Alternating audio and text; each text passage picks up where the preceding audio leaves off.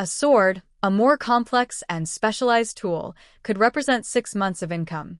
These weren't simply purchases, they were significant investments, meant to last a lifetime and then be passed down to future generations. This created an economic reality that we've completely lost sight of today. When your grandfather's hammer cost as much as a month's worth of food for your entire family, you certainly wouldn't throw it away simply because of some surface rust. You would maintain it diligently, oiling it regularly, and storing it properly. Tools that were that expensive were often listed in wills, fought over in inheritance disputes, and carefully marked with the owner's personal symbol. Medieval blacksmiths typically trained for 7 years as apprentices before they could even call themselves journeymen. And another 7 years might pass before a smith earned the title of master and was granted permission to open their own forge. This wasn't just some romantic tradition, it was an economic necessity. A poorly made tool that failed could have dire consequences, even leading to someone's death. A plow that broke during planting season could mean starvation for an entire family or community. The medieval guild system enforced this high level of quality through brutal simplicity. If your work failed to meet the required standards, you were expelled from the guild, effectively ending your career. No guild membership meant no legal right to sell your work within the community. The guild's reputation was worth far more than any individual smith, so quality was never optional. It was absolutely essential. We often look at medieval iron's remarkable rust resistance and assume that it was simply about superior technique. But technique alone means nothing without the economic pressure to maintain consistently high standards. They made iron that lasted because making iron that failed was essentially financial suicide. Today, a hardware store axe might cost just $15. If it rusts out in 2 years, you simply buy another one. The manufacturer isn't punished or held accountable in any way. There's no guild to expel them for shoddy workmanship. The economic incentive has been completely inverted. Planned obsolescence isn't some grand conspiracy. It's simply more profitable than producing lasting, durable goods. Section 4. The maintenance magic we forgot.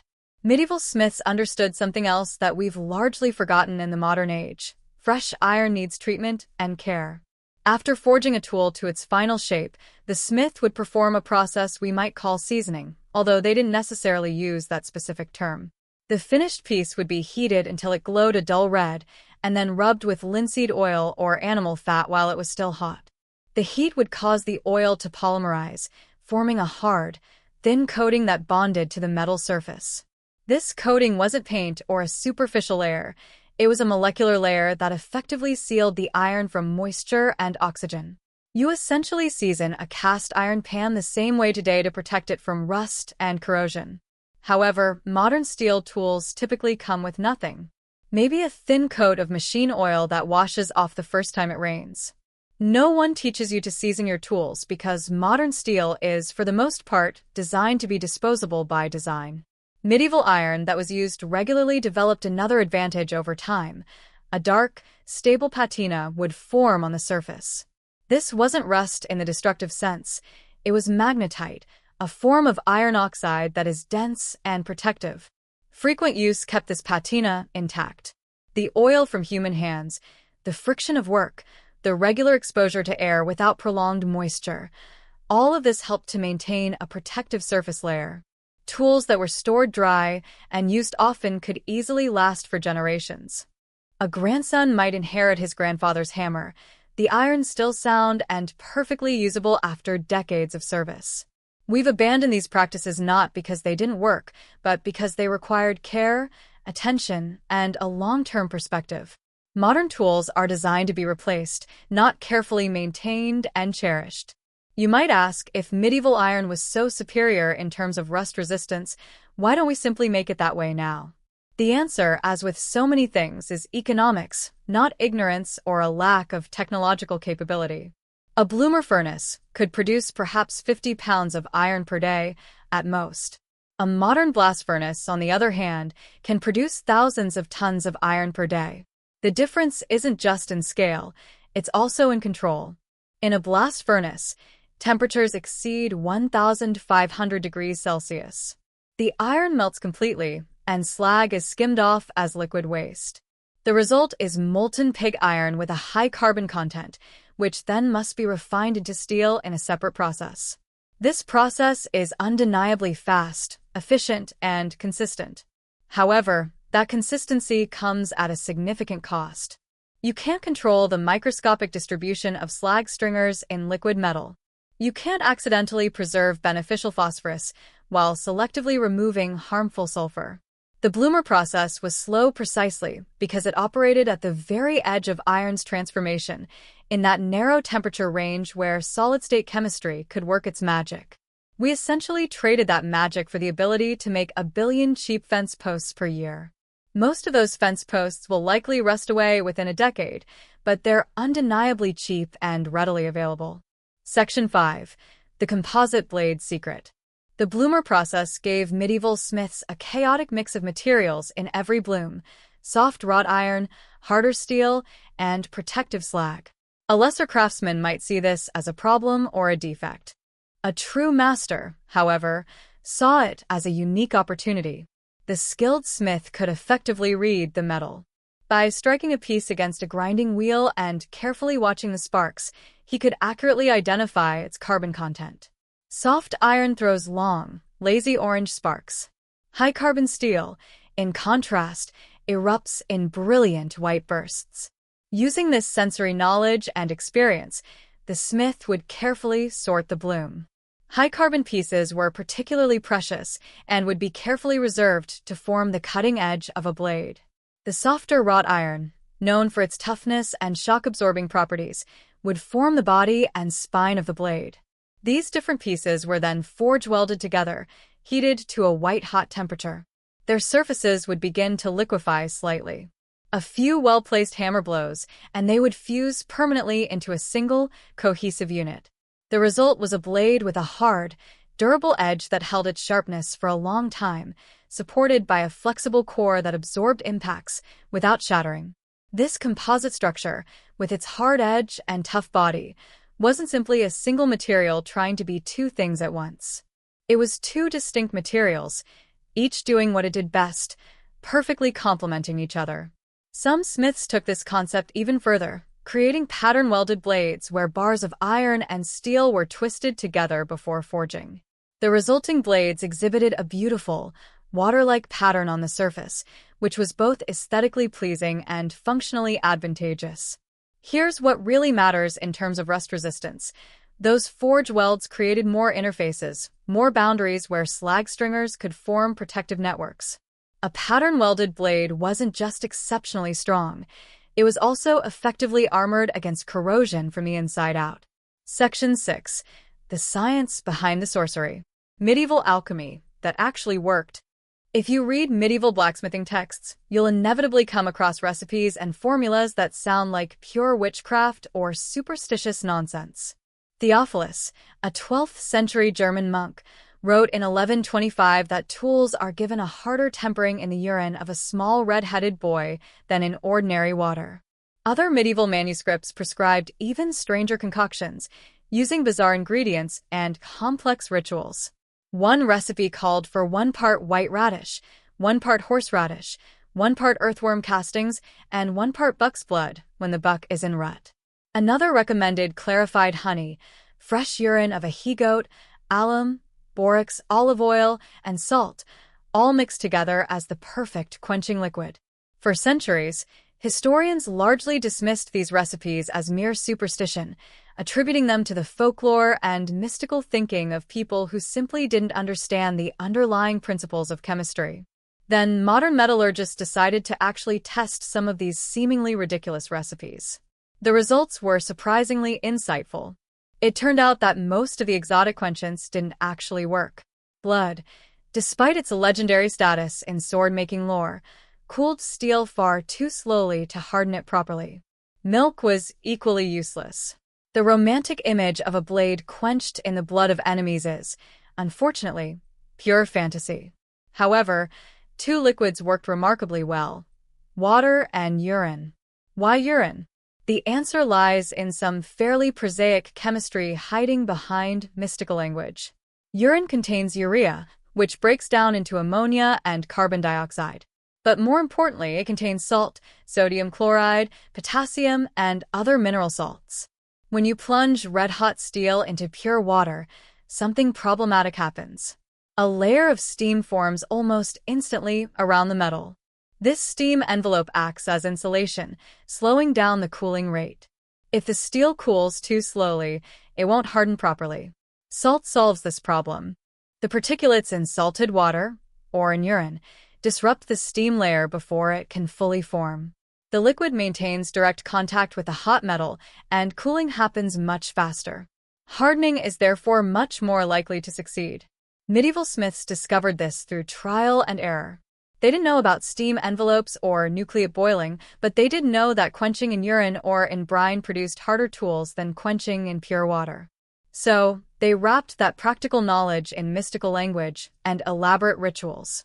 The urine of a red-headed boy was probably just a memorable phrasing for, add salt to your quench. The elaborate recipes with honey, herbs, and animal parts likely added organic compounds and minerals that further disrupted steam formation, enhancing the quenching process. The smiths were, in essence, conducting material science experiments one quench at a time, recording what worked best without necessarily understanding why. After hardening steel in a quench, medieval smiths performed another critical step: tempering. They would gently reheat the blade and carefully watch as colors spread across the polished surface: pale straw yellow, deep bronze, peacock blue, purple. These colors weren't merely decoration. They were an exquisitely precise temperature gauge, caused by the thickness of oxide layers forming on the steel surface. Each color corresponded to a specific temperature, and each temperature produced different material properties in the steel. Straw yellow, around 230 degrees Celsius, made steel perfect for cutting edges, providing a good balance of hardness and toughness. Bronze, around 255 degrees Celsius, was ideal for springs and swords that needed flexibility. Blue, around 300 degrees Celsius, created tools that could absorb impacts without shattering. The smith would carefully heat the blade until the desired color appeared, then immediately quench it again to lock in that exact microstructure. He was essentially manipulating crystalline transformations in steel using nothing but his eyes and years of accumulated experience. We still use color tempering techniques today. But medieval smiths developed this technique not through theoretical understanding, but through patient observation and meticulous record-keeping. They noticed that a blade heated to a bronze color survived battle better than one heated to a blue color, so they codified that knowledge in guild secrets and master-apprentice relationships. The mystical language and elaborate rituals may have served to protect valuable trade secrets. But behind every invocation of the four elements or the proper phase of the moon was real, tested, repeatable science. We just needed 3 more centuries of chemistry to fully understand what they already knew how to do. The heart of the matter, the real revelation, is that medieval iron wasn't perfect. It wasn't pure, and it certainly wasn't consistent by modern standards. By almost every modern metallurgical benchmark, it was an inferior material.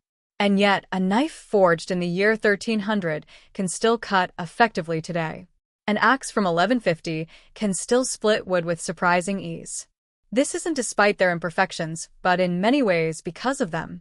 The slag that modern refineries throw away as waste was actually microscopic armor, protecting the iron from corrosion. The phosphorus that modern processes remove as contamination was, in fact, a potent rust inhibitor. The slow, labor-intensive bloomer process created an internal structure that modern liquid metal blast furnaces simply cannot replicate, regardless of how sophisticated they may be. We didn't lose this knowledge through some dark age catastrophe or a sudden decline in intellectual capacity. We abandoned it deliberately, making a conscious choice to prioritize quantity over longevity, convenience over quality, and cheapness over lasting value. The genius of the medieval blacksmith wasn't in overcoming imperfection.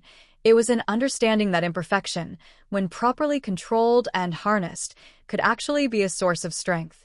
Those primitive smiths, standing before their simple clay furnaces, knew something profound. They knew how to read the soul of iron.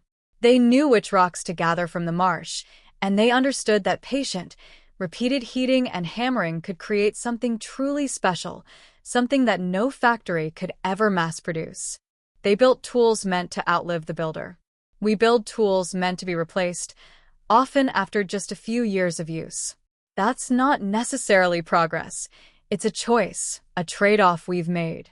And every rusted fence post, every corroded garden tool, every hardware store axe that barely lasts 2 seasons is a stark reminder of the choice we've made and the qualities we've sacrificed in the name of efficiency and affordability. If this has opened your eyes to just how much we've lost in the relentless pursuit of cheap manufacturing, make sure you're subscribed to our channel.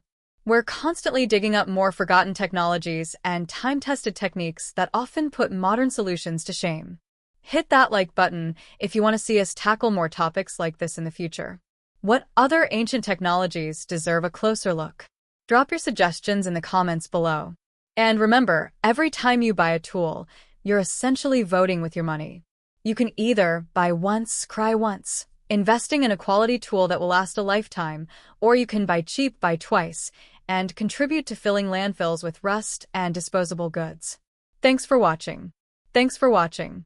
In a museum vault, you might find an iron axe head, a relic from the year 1200. Think about that, 800 years old. Go ahead, pick it up. Examine the blade closely. Notice the dark patina on the surface, a sign of its age. But look beyond that. The metal underneath is solid, strong. There's no deep pitting, no structural decay that would compromise its integrity. Now take a walk outside to your own garden shed. There, you'll probably find a steel axe you purchased just a couple of years ago. And what do you see? The head is already marred with spots of orange rust, a telltale sign of corrosion. In perhaps 5 years, it will be so corroded that you'll likely throw it away, deeming it unusable. How is this possible? How can something crafted with primitive tools in a simple clay furnace outlast precision-engineered modern steel by centuries? The answer isn't some form of medieval magic. It's chemistry, plain and simple. It's a combination of accident and a lost understanding of iron, an understanding that we sacrificed in the name of convenience and mass production. Before we delve into this forgotten science, let me ask you something. If you believe we've lost something valuable in our relentless pursuit of cheap, disposable tools, type "built to last" in the comments below. I'm genuinely curious to know if this sentiment resonates with you. Please drop that comment now. Section 1. The modern rust problem. To really understand why medieval iron was so resistant to rust, we need to first understand what modern steel actually is. When you buy a tool today, you're essentially getting what metallurgists refer to as mild steel. It typically contains around 0.25% carbon and, crucially, 0 slag and 0 phosphorus. We often tout this as progress. However, medieval wrought iron was fundamentally different. It contained a mere 0.5% carbon, but it also contained up to 2% slag, those glassy impurities that are left over from the smelting process. Additionally, it contained phosphorus, sometimes as much as 0.25%, an element that was naturally present in the ore. Modern steel production deliberately removes both the slag and the phosphorus. Why is that? Well, it's because these elements make the steel harder to work with in modern factory processes. Slag-free steel can be rolled into sheets much faster, increasing production speed. Phosphorus-free steel welds more easily on assembly lines, streamlining the manufacturing process. We've optimized for manufacturing speed above all else, often at the expense of long-term durability. But here's what we didn't fully understand until fairly recently. Those impurities weren't just bugs or flaws. They were actually features, contributing to the iron's resilience. When modern steel rusts, the corrosion digs straight down into the metal. A speck of moisture lands on the surface, and oxygen reacts with the iron. Rust forms as a result. That rust is porous, and it traps even more moisture, which in turn creates more rust. The corrosion then burrows deeper, following the grain boundaries of the metal like roots following cracks in concrete. A microscopic crack in modern steel quickly becomes a highway for rust, and there's practically nothing to stop it. Within a matter of months, surface rust can easily escalate into significant structural damage. Medieval wrought iron, on the other hand, had a secret weapon: slag stringers. During the forging process, as the blacksmith meticulously hammered the bloom of iron, tiny threads of glassy slag were stretched throughout the metal. Under a microscope, it looks almost like wood grain, with thousands of microscopic glass fibers running through the iron matrix. When rust started to form on wrought iron, it would inevitably encounter one of these slag barriers. The glass fiber would blunt the corrosion, forcing it to spread sideways instead of penetrating deep into the metal. The result? An axe head that forms a protective patina on the surface and stops corroding, instead of crumbling into a pile of orange powder. If you're finding this information valuable, please hit that like button. It doesn't cost you anything, but it helps this knowledge reach other people who might need to hear it. Just a quick tap, and then we'll continue. Section 2. The accidental genius of phosphorus. Medieval smiths may not have fully understood chemistry. They probably didn't even know what phosphorus was. However, they did know which rocks made the best iron. In marshy areas across Europe, iron ore formed naturally in bogs. This bog iron ore was relatively easy to gather. You could practically rake it right off the ground. But it also had something special: a high phosphorus content. When bog iron was smelted, that phosphorus stayed in the metal. And when that phosphorus-rich iron slowly corroded over decades, something remarkable happened. The phosphorus helped to form a dense, stable film of protective oxides on the surface. This film effectively sealed the metal from moisture and oxygen, dramatically slowing down any further rust. This was, in essence, a happy accident, a beneficial impurity present in the ore. The smiths may not have known exactly why bog iron worked better, but they knew that it simply did. Perhaps the most spectacular example of this effect can be seen in Delhi, India. The Iron Pillar of Delhi is over 1,600 years old. It weighs more than 6 tons and yet exhibits almost no rust. For decades, scientists were baffled by this remarkable feat of engineering. How could iron possibly survive that long without corroding? Modern metallurgical analysis finally revealed the answer. The pillar was forged from iron containing a high phosphorus content. As it slowly oxidized over centuries, a thin layer of crystalline iron hydrogen phosphate hydrate formed at the metal oxide interface. This layer is incredibly stable and non-porous, functioning much like a ceramic coating. Moisture simply cannot penetrate it. The pillar essentially stopped rusting after forming this protective skin. Medieval European smiths were, in effect, creating the same effect on a smaller scale. Every time they forged a tool from phosphorus-rich bog iron, they were inadvertently harnessing the power of this natural rust inhibitor. In contrast, in modern steel production, we mine deep underground for pure iron ore and then deliberately remove the phosphorus during the refining process. We essentially traded rust resistance for easier manufacturing and increased production speed. But the phosphorus advantage wasn't unique to European bogs. Across the medieval world, certain regions became legendary for their iron, not just because of superior skill, but because the earth itself was different there. In Toledo, Spain, medieval smiths produced blades so renowned that knights traveled from all over Europe to acquire them. The secret lay in the ore. The iron deposits around Toledo naturally contain traces of nickel and chromium.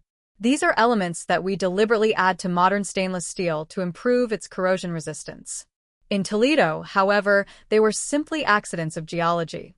Toledo steel resisted corrosion better than iron from other regions because the mountain itself was, in effect, already alloyed. In southern India, smiths produced wood steel, which Europeans often referred to as Damascus steel. Modern analysis has revealed something extraordinary in these ancient blades. They contain carbon nanotubes, structures so advanced that material scientists didn't even discover them until the 1990s. The medieval smiths, of course, didn't know they were creating nanotechnology. The slow cooling of their crucible process, combined with trace elements in the ore, accidentally assembled these incredibly advanced molecular structures. Medieval trade routes carried blooms of high-quality iron across continents. A smith in England, for example, might pay a month's wages for a bloom of Swedish iron, which was known for its purity and workability.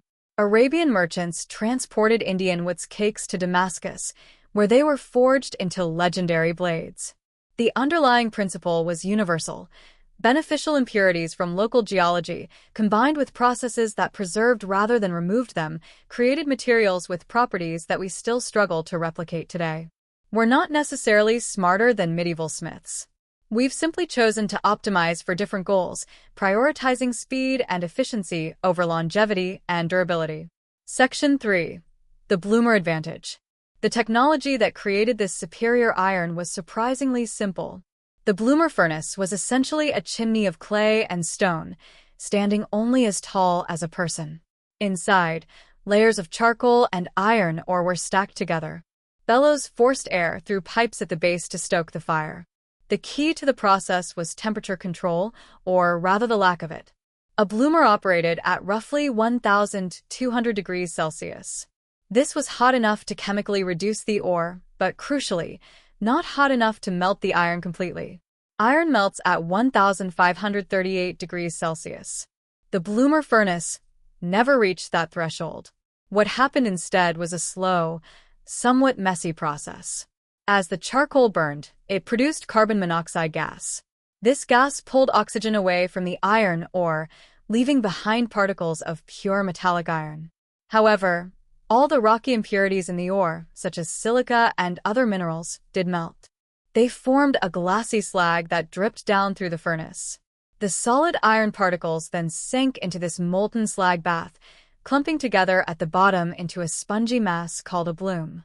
After hours of painstaking work, the smith would crack open the furnace and pull out this incandescent blob. It looked more like volcanic rock than metal. This is where the real magic happened. As the iron particles were forming, surrounded by burning charcoal for hours, they absorbed carbon unevenly. Some areas absorbed very little, remaining as soft wrought iron. Other areas absorbed more carbon, accidentally becoming steel. And all throughout this mess were threads of that protective slag. Modern steel is typically cold-rolled. Bars of steel are pressed through rollers at room temperature, shaping them quickly and efficiently. Medieval smiths, however, didn't have that option. They had to work their iron hot. The bloom was reheated in the forge and hammered repeatedly. This hot working did something crucial. It drove out some of the slag, yes, but it also compressed and aligned the slag that remained, stretching it into those microscopic fiber networks. Every hammer blow welded the iron particles together more tightly. Every reheating allowed carbon to redistribute throughout the metal. The constant working essentially eliminated internal stresses and micro cracks. The smith wasn't just shaping the metal, he was fundamentally improving its internal structure with every strike. This process took a considerable amount of time. A single axe head might require 3 days of repeated heating and hammering. A modern factory, in contrast, can stamp out the same shape in just 3 minutes. We chose speed and efficiency. They achieved permanence and durability. Section 3. 5. The economics of permanence. To fully understand why medieval iron resisted rust so well, we need to understand what that iron represented to the people who made and used it. It wasn't simply a material, it was concentrated time, skill, and value. Those 3 days spent forging a single axe head represented 3 days of a master craftsman's valuable labor. In medieval England, a quality axe could easily cost the equivalent of a laborer's wages for an entire month.